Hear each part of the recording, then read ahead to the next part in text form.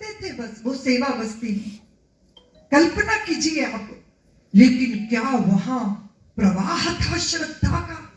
श्रद्धा भारतीयों का एक ऐसा रसायन है जिससे भारतीयों की चित्त चेतना संचालित होती है।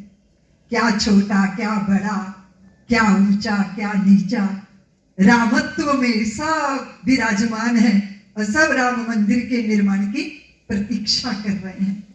ऐसी अधीर आंखें देखती हूं मैं, आंसुओं से भरी हुई, गदगद हृदय।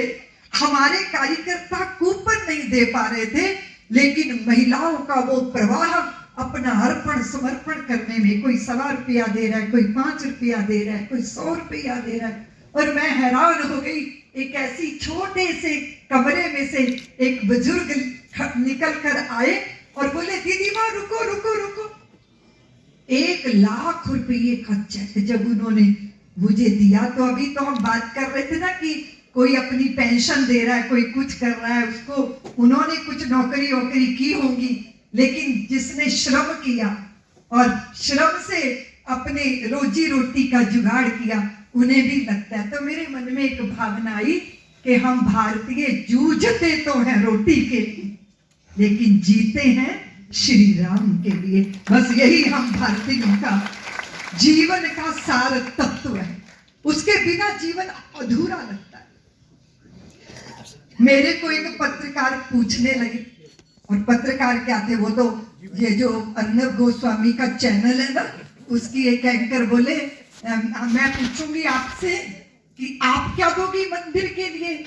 मैंने कहा मुझसे मत पूछना, क्योंकि मेरे पास तो जेब ही नहीं है, मुझे कुछ धन देना होगा तो मैं अगल बगल में देखूंगी, रमेश भैया जरा मेरे लिए मेरी तरफ से भी कुछ दे देना।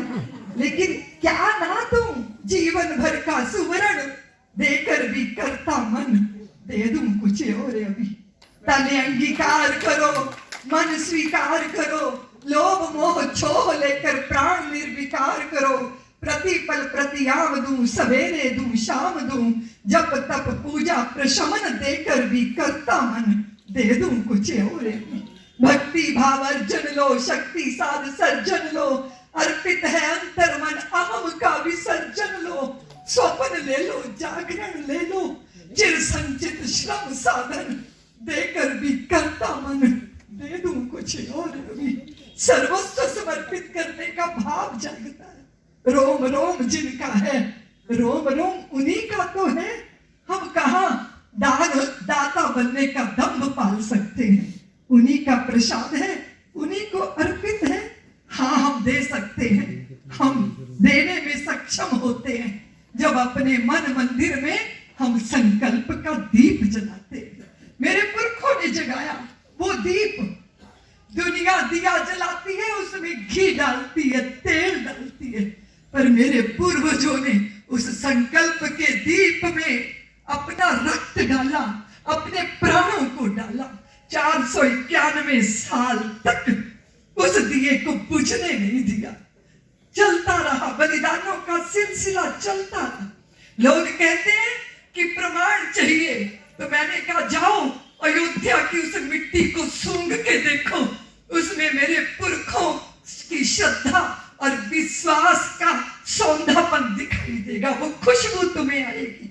लगातार अहिर्निश वो, लगातार निरंतरता, संतति बोलते हैं हम तो उनकी संतानें हैं ना। संतति, सातत्य, लगातार जिस चीज को बनाए रखा, वो मेरे पुरखों का वो बलिदानी भाव, आज उनके बलिदान का, आज उनके अर्पण और समर्पण को श्रद्धा अर्पित करने का हमारे पास अवसर है। हम भला चूक सकते हैं? नहीं चूक सकते।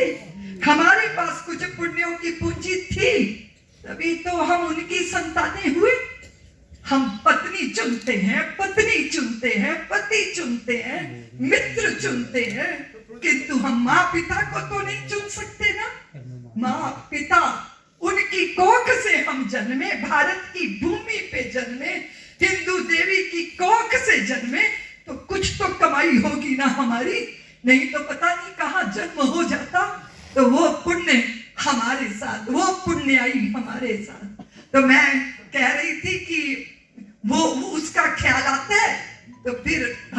अलग होती है। वो बैठा है, गरम गरम दलिया खाता है, उसमें शक्कर डाल के, घी डाल के, और भिखारी सामने से कह रहे मुझे भी दे दो, भूख लगी है, मुझे भी दे दो, भूख लगी है। तो उधर नहीं देख रहा, खाए जा रहा है। तो उसकी पुत्र वधू बोली उस भिखारी से कि मेरे ससुर नहीं तुम्हें देंगे, तुम अपना समय बर्बाद कर रहे हो, दूसरी जगह चले जाओ, वो तो बेचारे खुद बासी खा रहे। बड़ा बुरा लगा, इतनी झूठी बहू है, मैं ताजा ताजा दलिया खा रहा हूँ और कह रही है मैं बासी खा रहा हूँ। तू ना मेरे घर में रहने योग्य नहीं है, जाओ यहाँ से। उसने कहा जब लेने गए थे तब तो बारात लेके लेने गए थे, गाचे बाचे बजा के, अब चुपचाप वापिस कर दोगे? तो बुलाओ ना सारे समाज को।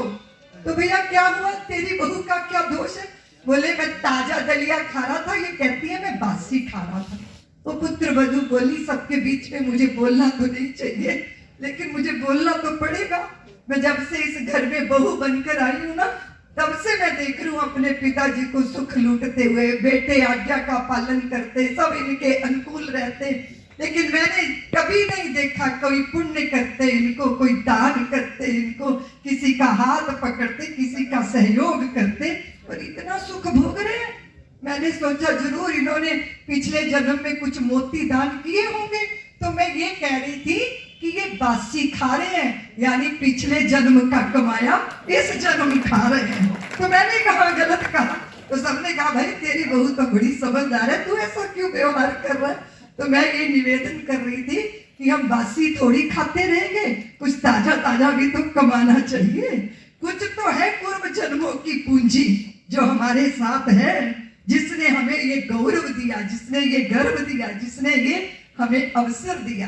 तो ये पुण्याई हमारे साथ है और पुण्याई हमारे साथ होनी चाहिए। मेरी